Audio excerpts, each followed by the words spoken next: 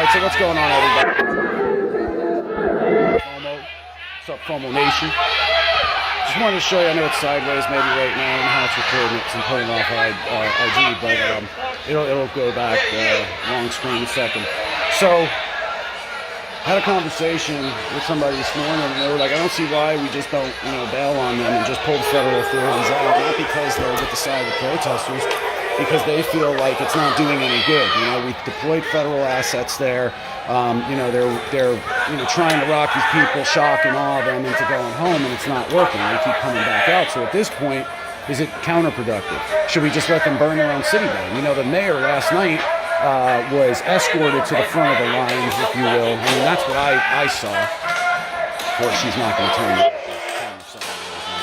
But he was escorted to the front of the lines on the fence, where he could have, and he did. He was inadvertently, hit with pepper spray and all the gas, and I don't know if any projectiles, from a federal authority trying to get them back off of federal property, which is, from what I understand, within the Federal Protective Service's right to do so. Okay, look, if I go into a store and I steal something, right, I'm going to get arrested. I'm going to end up doing time on that. These people are coming on to federal property and trying to destroy federal property, and they expect there's going to be no response by the federal authorities. I don't see how. I don't see, where does someone get that expectation from? Try jumping through the turnstile at the airport, going right by security, trying to get that out across the security. Are we going to be protesting the airports next? There's just a certain area that you can't go, and federal properties are it. Like, you can't try to burn down a federal courthouse, especially with people inside. Apparently last night we had Molotov cocktails thrown at it. So at that point, if you do back out there, federal authorities do leave, who's there to defend? Not the Portland police. They can't even defend their own Justice Center. So they were working with, in this video, they're working with federal authorities.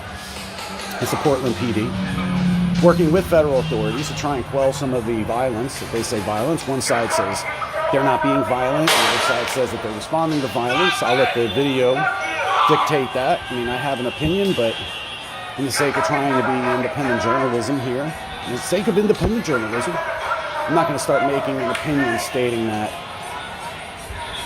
what you're seeing here. You can figure it out for yourself.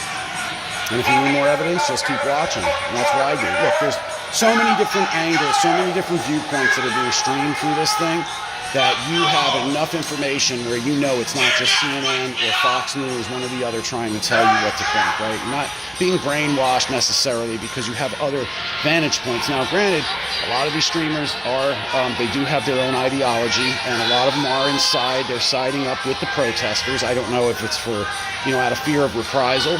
If they're down there and they get, spotted as someone who's not, favorable to the cause, maybe they become a target of some sort of violence, or, maybe they truly believe, they truly believe in the cause.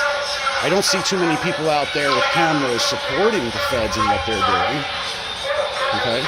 I'm glad that it hasn't become in America where stuff like this turns into straight lead bullets being, shot at protesters, because if the feds start killing our own citizens, then, look, this is exactly what they want. They want it to be splashed all over the front page. I'm sure they don't want people to die, but it's the narrative that they want to be able to push, that federal authorities overstepped and they're killing Americans that are peacefully protesting. But we can see by, thousands and thousands of pictures and hundreds, if not thousands of streams, that this is not always the case. This is not a peaceful protest most of the time. Protests do get loud. They do make you nervous. Of course they do. They're designed to do so. But these are not organized protests with the purpose of, making people aware of what's going on.